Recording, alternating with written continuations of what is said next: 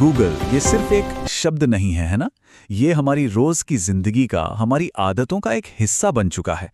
पर कभी सोचा है कि इस आदत को चलाने वाला जो इंजन है वो असल में कितना बड़ा और ताकतवर है? और उस बेहिसाब ताकत की असली कीमत क्या है? चलिए आज इसी दो-धारी तलवार की कहानी को जरा करीब से समझते हैं। स्क्रीन पर ये जो नंबर दिख रहा है, $350 बिलियन, ये है गूगल की पेरेंट कंपनी अल्फाबेट की 2024 की कुल कमाई। सच कहूं तो ये रकम इतनी बड़ी है कि इसे समझना भी मुश्किल है। ये दुनिया के कई देशों की पूरी अर्थव्यवस्था से भी ज्यादा है। तो ये सिर्फ पैसा नहीं है, ये ताकत का एक पैमाना है। और कमाल की बात यह है कि ये इंजन हर साल और भी ज्यादा तेज होता जा रहा है। सोचिए, सिर्फ 2024 में कंपनी ने $100 बिलियन से ज्यादा का शुद्ध मुनाफा कमाया। ये आंकड़े साफ बताते हैं कि गूगल का वित्तीय साम्राज्य लगातार फैल रहा है और इसकी रफ्तार रुकने का नाम ही नहीं ले रही। तो सवाल यह है कि पैसों का ये जो पहाड़ है, ये आखिर बनता कैसे है?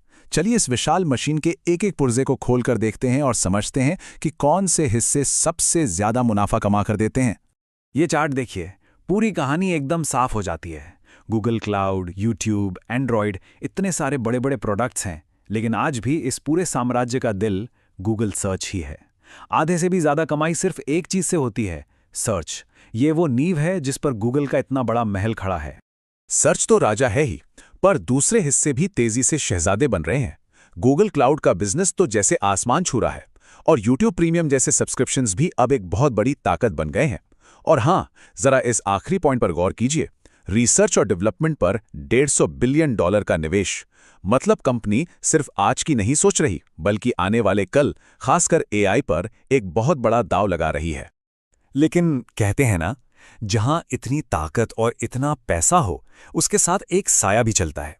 एक ऐसा साया जिसमें बड़े बड़े विवाद और बहुत ही गंभीर सवाल छिपे हुए हैं। अब कहानी मुनाफे से हटकर उस शक्ति के अंधेरे पक्ष की ओर मुड़ रही है।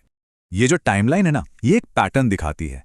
यूरोप से लेकर भारत तक दुनिया भर की सरकारें और रेगुलेटर्स गूगल पर एक ही तरह का आरोप लगा रहे हैं, अपनी बेहिसाब ताकत का गलत इस्तेमाल करना। ये कोई एक दो घटनाएं नहीं है, बल्कि एक लगातार चलने वाली कानूनी लड़ाई की कहानी है। इसी का एक बहुत बड़ा उदाहरण है जेडी ब्लू केस। आरोप ये था कि ऑनलाइन विज्ञापन के दो सबसे बड़े खिलाड़ी यानी गूगल और फेसबुक ने मार्केट को कंट्रोल करने के लिए एक खुफिया डील की। एक ऐसी डील जिसे छोटे प्रतियोगियों के लिए कोई जगह ही ना बचे। मार्केट पर कंट्रोल के अलावा गूगल की शक्ति का एक और भी जरूरी स्रोत है, हमारा डेटा। ये इस पूरे इंजन को चलाने वाला ईंधन है। तो अब सवाल ये उठता है कि इस ईंधन की असली कीमत आखिर चुका कौन रहा है? गूगल के पूर्व सीईओ का ये बयान प्राइवेसी या गोपनीयता पर कंपनी की सोच के बारे में बहुत कुछ कह जाता है। आलोचकों के लिए ये एक चेतावनी जैसा है कि जब हम गूगल की सेवाओं का इस्तेमाल करते हैं तो हम अपनी कितनी निजी जानकारी दांव पर लगा रहे होते हैं। और इसके सबूत हर जगह बिखरे हुए हैं। हम जो कुछ भी सर्च करते हैं, जहां भी जाते हैं, वो सारा डेटा आपस में जुड़ा हुआ है।